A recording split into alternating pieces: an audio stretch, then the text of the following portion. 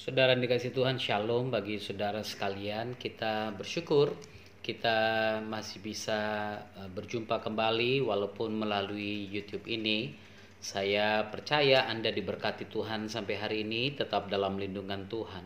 Kita melihat banyak orang yang mengalami goncangan-goncangan, namun keadaan akan tetap seperti itu karena memang sebelum kedatangan Tuhan Yesus yang kedua kali, semua akan digoncang. Langit dan bumi akan bergoncang, bahkan keadaan apapun di mana kita berdiri pun suatu saat akan digoncangkan untuk melihat bagaimana kita bertahan dalam iman itu.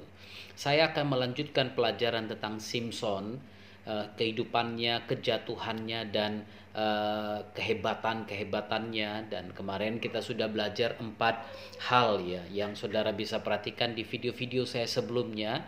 Kalau Anda masuk ke YouTube saya, Anda bisa temukan ini. Dan kalau Anda belum subscribe, maka silakan subscribe. Nanti Anda akan mendapatkan pemberitahuan kalau saya mengupload video berikutnya. Dan kalau Anda diberkati, silakan share dengan teman-teman saudara agar video ini juga memberkati mereka. Saya sudah bahas 4 hal tentang kehidupan Simson, apa yang membuat Simson begitu spesial dan apa yang membuat Simson itu jatuh, saudara. Hal yang kelima yang perlu kita perhatikan dalam firman Tuhan, kita masih bicara tentang kehidupan Simson dari Hakim-Hakim pasal 13, 14, 15. Nah, sekarang kita melihat kepada Hakim-Hakim pasal yang ke-14 ayat yang ke-11. Setelah kepada Simson itu firman Tuhan mencatat dia mulai mengikuti kebiasaan anak-anak muda lain, padahal dia adalah nazirnya Tuhan. Maka saudara, setelah itu apa yang terjadi dengan dia? Ternyata tidak setiap orang yang ada bersama-sama dengan dia, tidak semua orang yang dia pikir teman-temannya itu adalah teman-teman yang baik, teman-teman yang berasal dari Tuhan. Nah, itu sebabnya firman Tuhan mencatat orang-orang Filistin ini sengaja menjebak Simson dengan orang-orang yang kelihatannya baik untuk menemani dia. Nah, saudara, di dalam ayat 11 saudara bisa baca, dikatakan begini.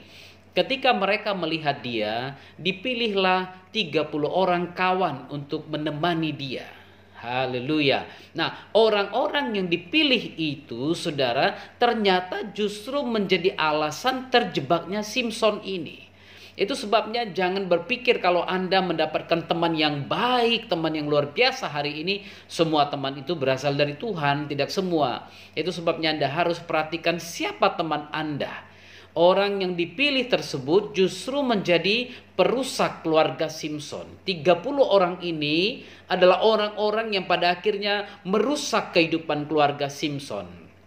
Itu sebabnya saya katakan tidak semua orang yang kelihatan dekat dengan saudara merupakan orang yang Tuhan letakkan dalam hidupmu untuk membawa kebaikan. Kemarin saya teringat saya ada menulis satu tulisan hanya sekedar note saja yang tidak terlalu panjang-panjang, saudara. Hanya catatan singkat saya, kutipan-kutipan yang tiba-tiba muncul dalam ingatan saya. Saya katakan begini, sometimes the most scariest thing in life is not the enemy behind you. Kadang-kadang hal yang paling mengerikan dalam hidup bukanlah musuh yang ada di belakangmu, but the fake friends who are surrounding you. Tetapi teman-teman palsu yang ada di sekitar kamu. You will be alert when you are in the midst of your enemies. Kalau Anda berada di tengah-tengah musuh, maka Anda pasti akan berjaga-jaga.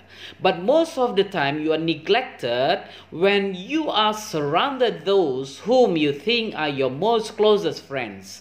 Dan biasanya saat yang paling sering kita lakukan adalah kita mengabaikan orang-orang di sekitar kita yang kita pikir sebagai sahabat-sahabat baik kita.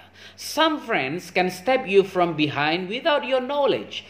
Kadang-kadang ada teman-teman yang justru akan menikam Anda dari belakang tanpa sepengetahuan Anda.